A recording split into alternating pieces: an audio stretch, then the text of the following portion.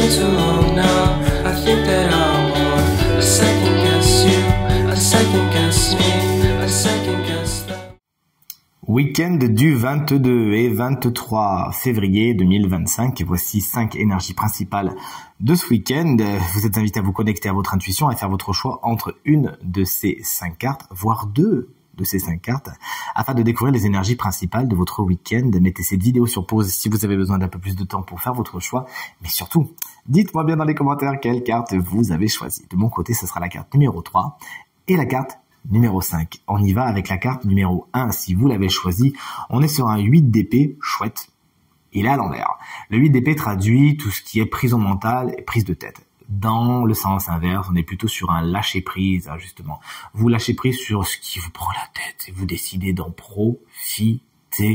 Ça va vous faire du bien. On est sur un allègement mental. Personne ne pourra vous embêter aujourd'hui. Vous avez décidé de protéger votre intégrité et votre santé mentale ce week-end. Ça va vous faire du bien. On relâche la pression de la semaine et c'est cool.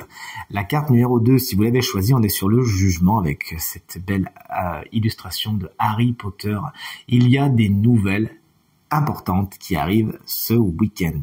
C'est un appel, c'est une lettre, c'est un texto, c'est un mail, toujours est-il, ça va un petit peu bouleverser vos plans, mais dans le bon sens du terme, du moins, c'est ce que me dit mon intuition, surtout qu'on sort d'un 8 d'épée à l'envers, donc c'est quelque chose qui peut adoucir potentiellement les choses et faire en sorte que le passé peut également refaire surface.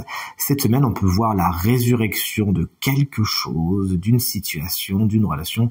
Vous nous le direz. Plus généralement, cette carte vous explique que vous vous écoutez ce week-end. Vous allez là où on vous appelle, et c'est bien. La carte numéro 3. Si vous l'avez choisi, on est sur un 3 d'épée.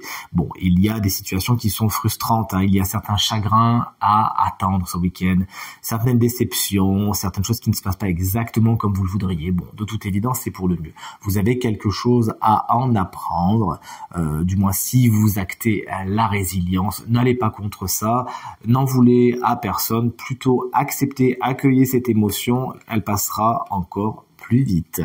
La carte numéro 4, si vous l'avez choisi, on est sur le chariot. Alors peut-être, puisque c'est la carte générique du travail, que le travail est quelque chose d'important pour vous ce week-end, que vous travaillez et que ça vous fait plaisir, que c'est quelque chose de fort dans votre week-end.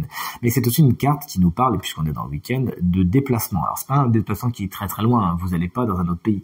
Mais il peut y avoir un petit déplacement ce week-end, vous partez en week-end, moi c'est ce que je vous souhaite. Vous faites un déplacement sympathique, une carte qui nous parle de conquête, de succès et de détermination pour votre week-end. Et la carte numéro 5, si vous l'avez choisi, on reste dans les épées. On est sur un 2 d'épée, il est inversé. Vous savez prendre les décisions, c'est fini maintenant.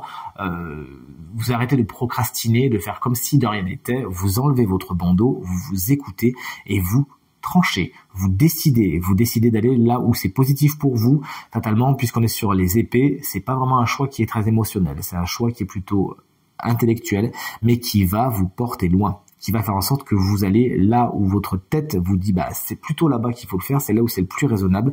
Et bien bonne nouvelle, c'est le cas. Je vous souhaite à toutes et à tous de très bonnes décisions, un très bon week-end et je vous dis à très vite, salut.